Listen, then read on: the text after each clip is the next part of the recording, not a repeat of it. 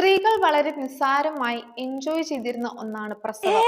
അഖിൽമാരാരുടെ ഈ പ്രസ്താവന കേട്ടിട്ട് നിങ്ങൾക്കും തോന്നിയിട്ടുണ്ടോ പണ്ടത്തെ പ്രസവം ഇത്ര സിമ്പിൾ ആയിരുന്നു എന്ന്? പ്രസവ വേദന കുറഞ്ഞതല്ല, മറിച്ച് അന്ന് മരണം അത്ര സാധാരണമായിരുന്നു എന്നതാണ് സത്യം. അതെന്താണെന്നല്ലേ പറയാം. മനുഷ്യൻ നിവർന്നു നടക്കാൻ തുടങ്ങിയതോടെ നമ്മുടെ പെൽവിസ് ഇടുങ്ങിയതായി മാറി. പക്ഷെ ബുദ്ധി കൂടിയതോടെ തലയുടെ വലിപ്പവും കൂടി. ഇതിനെയാണ് സയൻസിൽ ഒബ്സ്റ്ററ്റിക്കൽ ഡിലേമ എന്ന് വിളിക്കുന്നത്. അതായത് ഒരു ഇടുങ്ങിയ വഴിയിലൂടെ ഒരു വലിയ ഫുട്ബോൾ കടത്തിവിടാൻ നോക്കുന്നത് പോലെ. അതുകൊണ്ടാണ് മനുഷ്യന്റെ പ്രസവം ഇത്രയേറെ കഠിനവും അപകടകരവുമാകുന്നത്. മാരാര് പറഞ്ഞതുപോലെ പണ്ട് പ്രസവം ആരും സീനാക്കിയിരുന്നില്ലേ? 1950കളിൽ കേരളത്തിൽ ജനിക്കുന്ന 10ൽ 1 കുട്ടി മരിക്കുമായിരുന്നു. നമ്മുടെ മുത്തശ്ശിമാരോടൊക്കെ ഒന്ന് ചോദിച്ചു നോക്ക്.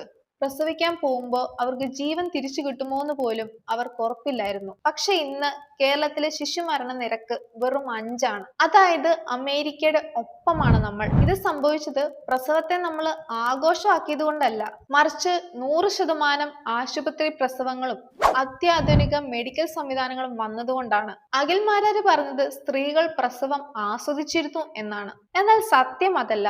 വേദനയെ സഹിക്കാൻ അവർ നിർബന്ധിതരായിരുന്നു. ഇന്ന് ശാസ്ത്രം വളർന്നു. സുരക്ഷിതമായ പ്രസവം ഓരോ സ്ത്രീയുടെയും അവകാശമാണ്. അന്ന് വിധി എന്ന് പറഞ്ഞ് കൈയൊഴിഞ്ഞ ലക്ഷക്കണക്കിന് കുഞ്ഞുങ്ങളെയാണ് ഇന്ന് ശാസ്ത്രം ജീവിതത്തിലേക്ക് തിരിച്ചു കൊണ്ടുവന്നിരിക്കുന്നത്. അപ്പോൾ ഓർക്കുക, പരിണാമം നമ്മളെ ബുദ്ധിയുള്ളവരാക്കി. പക്ഷെ ആ ബുദ്ധി നമ്മൾ ഉപയോഗിക്കേണ്ടത് ഇത്തരം അന്ധവിശ്വാസങ്ങളെ തള്ളിക്കളയാനാണ്. നിങ്ങൾ എന്ത് കരുതുന്നു?